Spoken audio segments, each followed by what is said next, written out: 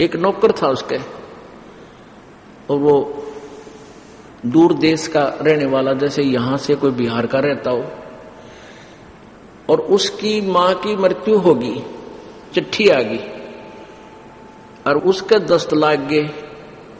बूढ़ा इतना बीमार था वो भक्त संत कि उसका काफी तकलीफ, बीमार सा था ना, उस समय वो ठीक सा था। तो उसने कह दिया कि गुरुजी ऐसे ऐसे मेरी मां की मृत्यु होगी। अब वो गुरुजी बोले जा, और संत बोला अब जा बेटा, जाया। फिर वो शिष्य कहने लगा गुरुजी आप फिर कौन संभालेगा आपको? कोई बात ना बेटा, आप जाओ, चला लूंगा काम में।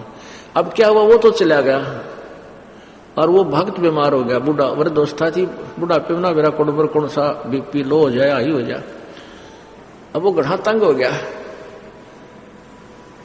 अब परमात्मा उस नौकर का रूप बनाकर वापस आ गया। तो वो कहने लगा बेटा तू गया को नहीं? अग जी मेरा प्रेरणा हुई जानू वापस चालू, लेट हो गया, तो कल जाऊंगा सुबह। अरे बाप की ये दशा देख ली, मत ना जाऊं, मां तो मर ली सो मर ली, मैं तो उसको जीवित नहीं कर सकता। आपका ज्ञान भी सुन रखा है और आप स्वस्थ हो लोगे जब जाऊंगा।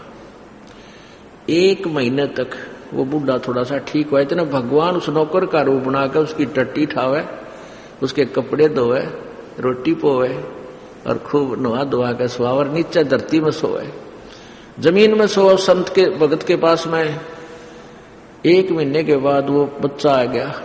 उसके आने से पहले भगवान खिसक गया, अकालिया संभाल लेगा बुढ़े ने।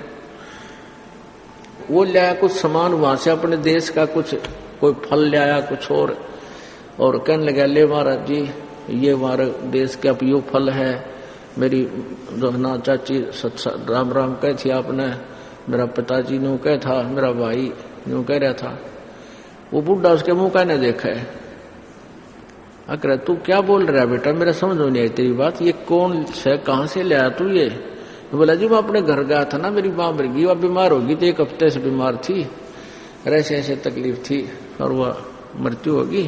कोई बात ना, वह तो वृद्ध हो रही थी, मेरे चाचा ने बोला और फला। वो कहने लगा तू बात क्या कह रहा है, मेरे समझ में नहीं आ रही बेटा। अगर जी मैं अपने घर से आया था। कद आया था? तो क्या भी आ रहा हूं सीधा ही। वो कहने लगा ये मेरा काम कौन कराया करता, तू यही तो था। अगर नहीं महाराज जी मैं तो ये आया हूं। वो बूढ़ा बहुत रोया, ने बोला हे भगवान इस पापी ने आपको इतना तंग किया, कई बार धमका भी दिया, रहा तू लाता नहीं, फलाना पानी नहीं लाया, यानी जैसे नौकर को धमकाया करते हैं। तो पुण्यात्मा ये सत्कर मान लेना, ये कोई बड़का की कथा नहीं है कि दंत कथा नहीं है, सत्य की सत्कहानी है। पर इस योग्य आप हो जाइए।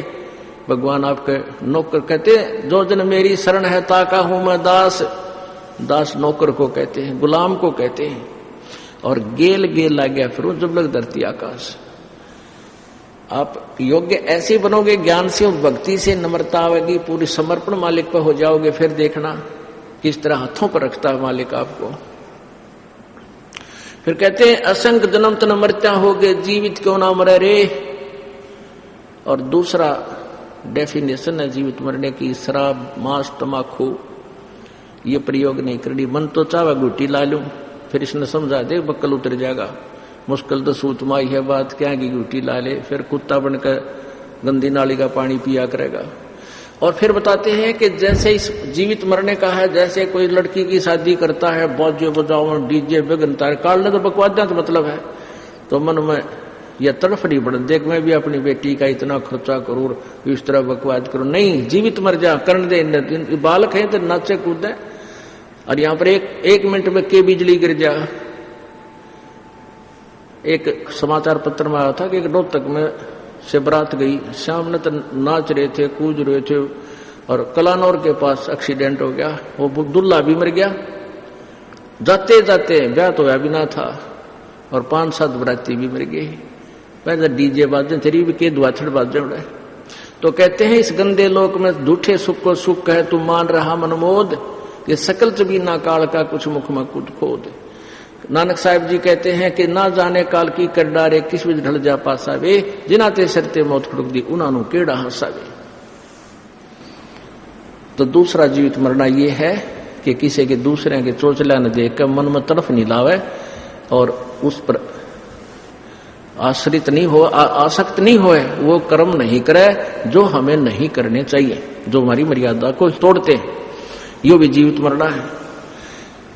फिर कहते हैं दोजक बहिष्ठ सभी ते देखे राजपाट के रसिया। दोजक कहते हैं नरक को, बहिष्ठ कहते हैं स्वर्ग को। नरक और स्वर्ग में तू खूब गोते माराया, सब जगह तू घूम चुका है। और राजपाट के चाहने वाले और 3 लोक से तरपत नाही ये मन भोगी खसिया।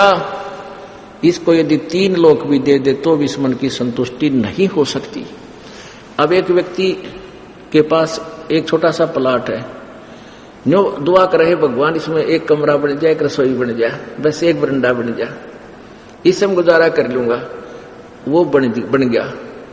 फिर न्यू सोचा इसमें एक कमरा और हो जा, वो भी कर लिया। फिर न्यू सोचा है एक प्लाट और हो जा, दूसरे लड़के का न्यारा हो जा, वो भी बना दिया।